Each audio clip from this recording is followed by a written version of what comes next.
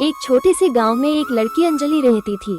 उसका परिवार गरीबी से जूझ रहा था, इसलिए उसकी शादी एक बहुत ही बड़े उम्र के आदमी से तय कर दी गई थी। शादी के दिन अंजलि एक चमकदार लाल साड़ी में सजी हुई थी, लेकिन अंदर से वो खाली महसूस कर रही थी।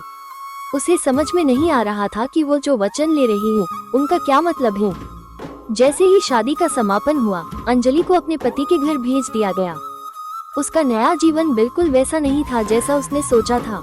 स्कूल जाने या दोस्तों के साथ खेलने के बजाय अंजलि को घर के काम करने पड़ते थे, अपने पति के माता पिता की देखभाल करनी पड़ती थी और ऐसी जिम्मेदारियां उठानी पड़ती थी जो किसी बच्चे को नहीं उठानी चाहिए। कुछ ही समय में उसका शरीर प्रेगनेंसी की शुरुआती संकेत दिखाने लगा। शारीरिक कष्ट असहनीय हो गया था और वो दिन ब दिन कमजोर हो रही थी।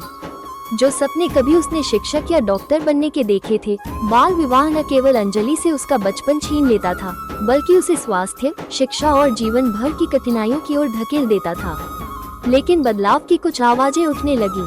स्थानीय नेताओं और कुछ गैर सरकारी संगठनों ने बाल विवाह के खतरों के बारे में जागरूकता फैलानी शुरू की।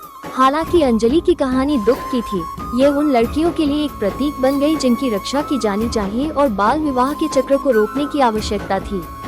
उसके और कई अन्य बच्चों के लिए संघर्ष अभी खत्म नहीं हुआ था, लेकिन उम्मीद की एक किरण दिखाई देने लगी थी।